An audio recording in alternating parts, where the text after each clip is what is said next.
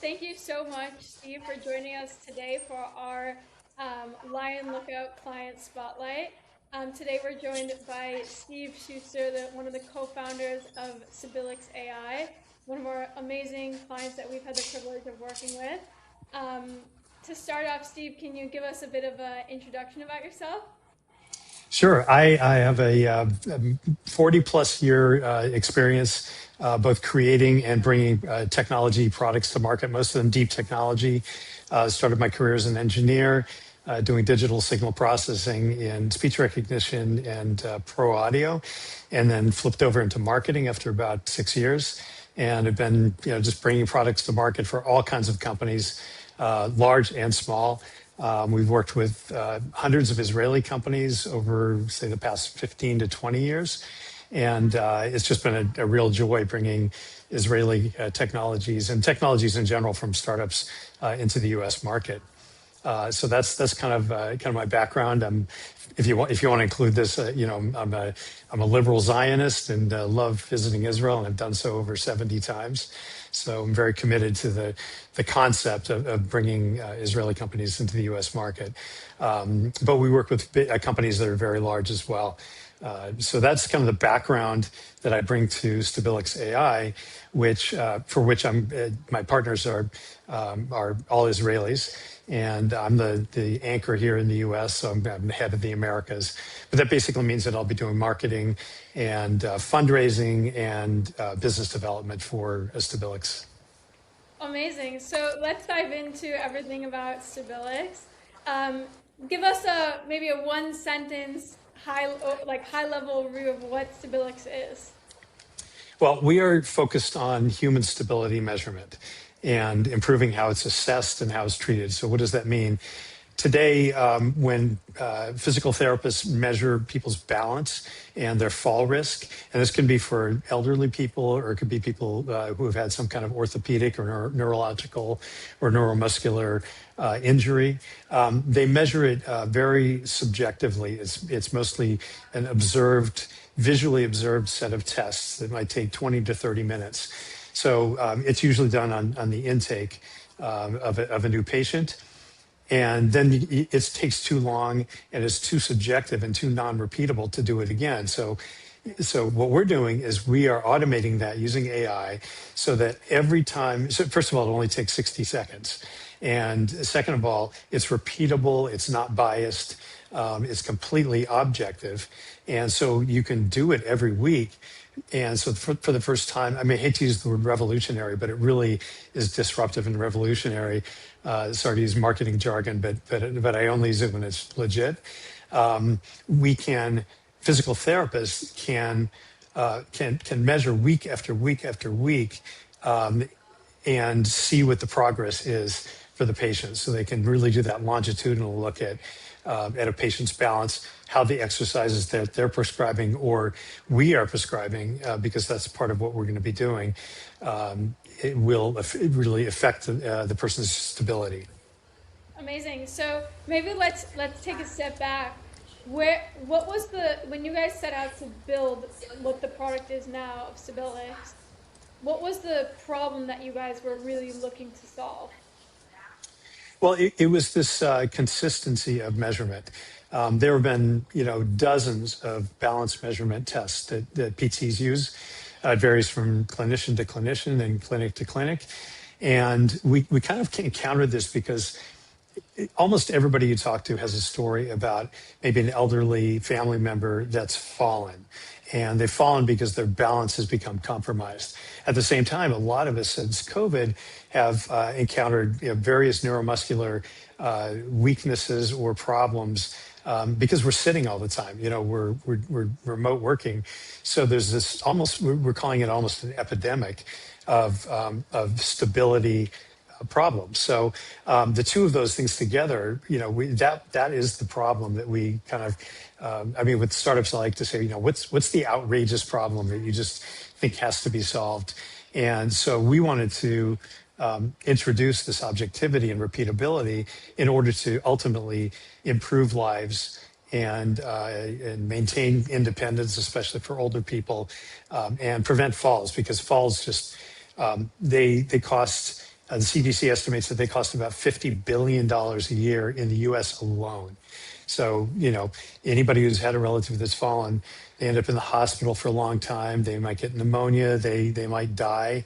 It's really a scary thing. And I think most elderly adults that you talk to, if you ask them what their biggest fears are, it's not dying, it's falling. And so we are really hoping that by automating this and by bringing the power of AI to this measurement and treatment, that we're going to actually reduce the number of falls among elderly and the population in general. Amazing. So now let's talk about, the actual user experience. You use the word revolutionary, which I know if you're going to be using that word, that means it probably is pretty dang amazing. So let's hear more about that. So imagine stepping onto something that looks like a bathroom scale. So what we use is called a force plate, and you stand on it. The patient stands on it for about 60 seconds, and it gathers data. It samples data from 4 different sensors in the 4 corners of the plate. So that's the raw data that we are bringing into our system. We upload it to our AI, and we've trained it, and we're in the process of giving it further and further clinical training to correlate what the very best physical therapists would conclude with their visual measurements, and we're making that consistent.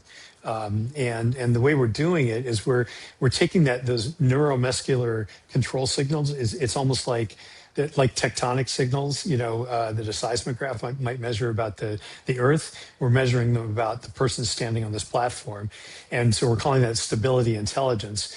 And then it allows you the clinician to detect the decline or improvement earlier, and to actually guide the intervention through personalized exercises that we bring to the table.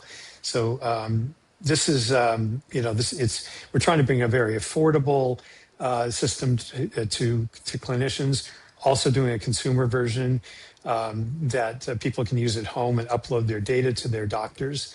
And so we're really standardizing something that has literally never had a standard before. You can imagine from clinician to clinician. I mean, it might even vary with a single clinician. Did they get a good night's sleep the night before? Are they in a good mood? Are they in a bad mood? It's just not going to be the same from test to test. Now it will be with Stabilix AI. Amazing, fantastic. So let's talk about now, where are you guys at as a company? What are some milestones that you guys have achieved to date? Yeah. So we've developed our MVP, both the hardware and the software. We're in the process of continuing to train the AI, and now we're really we tested over 150 subjects so far. So it's a statistically significant database to feed the AI engine.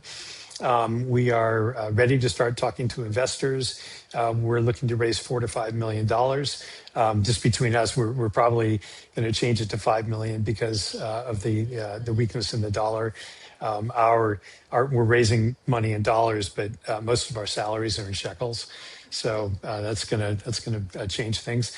But we are raising money, and I think that we've now got our story very solid. We've got a good market need, a good problem statement, and a good solution. And I think with the team that we've got, which is really strong, we've got senior. We're all very senior.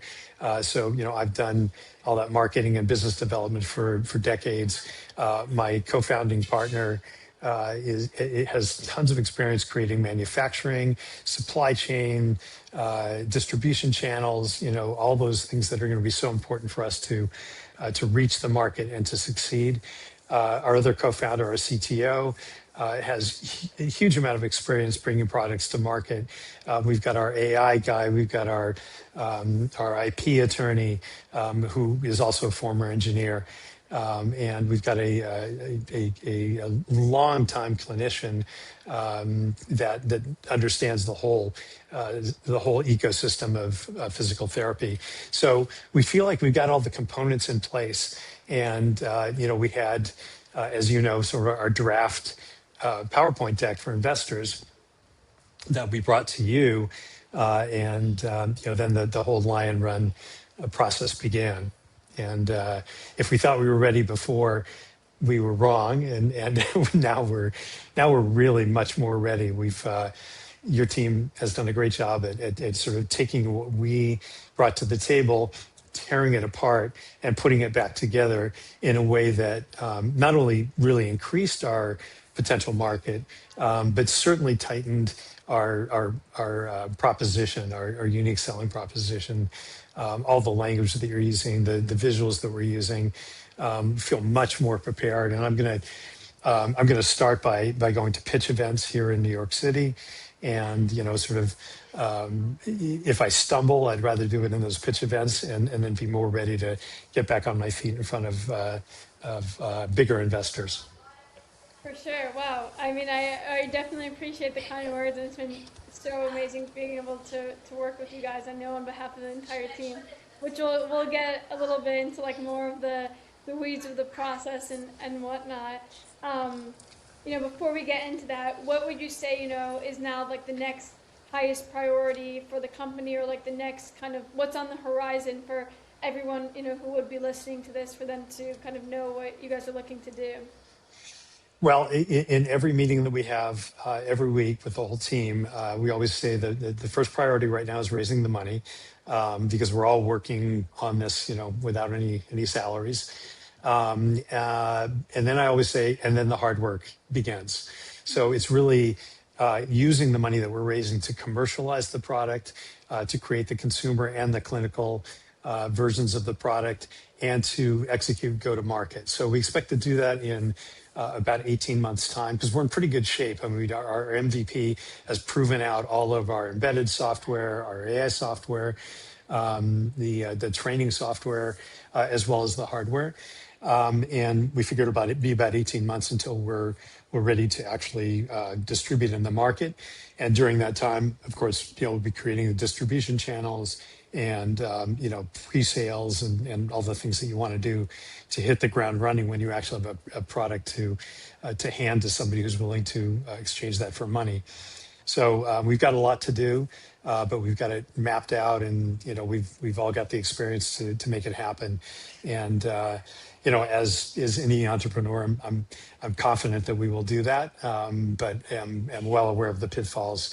So one of the things about having a senior team is that we've all made a lot of mistakes over the years, and so I'm sure we'll make new ones, but we're pretty seasoned and pretty savvy.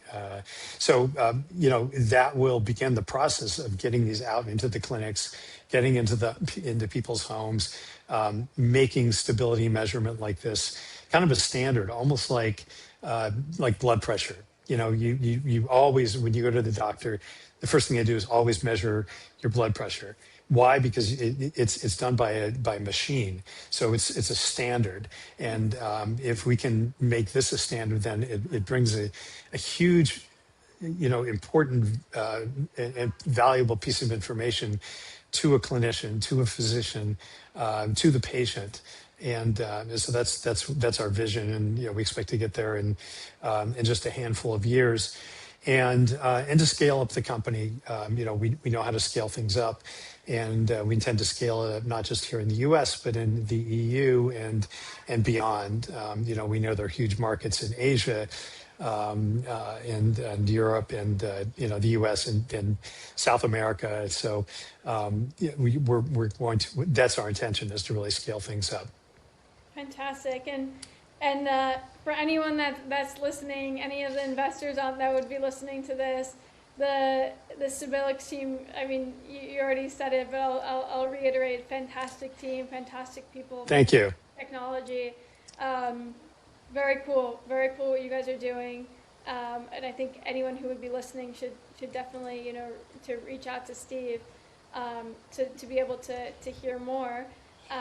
Before we wrap up, I would love to hear, a lot of also people that might be listening to this are also fellow founders who also are kind of like in the early stage, exploring, either they're in the fundraising process or they're potentially thinking about raising. So I would love to hear, like, from your perspective, kind of like what were the general struggles that you were facing, like even before we worked together, that ultimately then led us to working together. Yeah, with the exception of a few companies, we've been like most startups. We've been developing the idea and the actual product for a couple of years. And during that time, we've been refining our messaging and we kept going back to building a deck, and then something, we would observe something different and tweak the language and so forth. So, we knew we had some good language to start with, but it's inherently parochial. You really you have sort of this walled garden of your own thinking, your own Kool-Aid that you're drinking, and frankly, less expertise pitching investors than somebody else might have. And so, that's what really compelled us to turn to your expertise, because we put our expertise and your expertise together, and that's the very definition of synergy: is that you do something together that neither of you would do as well separately. So we realized that we needed help in order to put our best foot forward. Rather, we know that every investor meeting is absolutely precious, and you don't want to squander it. So, that's at the stage that we're at. We wanted to make sure that we were always going to put our best foot forward, and so that's the worry that we had. That's the struggle that we had, and that's why we turned to you guys at Lion Run. For sure. And it can maybe touch a little bit more on. I'm always curious to hear, like, in terms of the process, like, out of everything, was there something specific that was most valuable, or where you were like, there was almost like an aha moment throughout the process? Yeah, you guys, I mean, Jack in particular, in doing, I love the way he approached things sort of from scratch. He didn't take for granted that everything we said was sacrosanct. He basically did his own due diligence, and we had come to the table with a story that we were going to provide fall prevention for the elderly. And Jack came back to us and said, "Well, that's great. It's accurate, but it's limiting. And the fact is that human stability is a much bigger challenge in the market and for humanity." And he put some empirical proof behind that, and really helped us pivot into that. So I think that was definitely an aha moment. There was nothing. We knew we needed a prettier presentation, a more visually appealing presentation. But this was much more about how are we positioning the company and the potential of this company to really be sizable, and to have a critical mass of an ability to actually make money. We knew and this is I think a challenge for many tech startups, is you're very solid on the tech. You can tell that story, for hours. But to be able to tell the business side of the story, to answer the question, can you make a business out of this?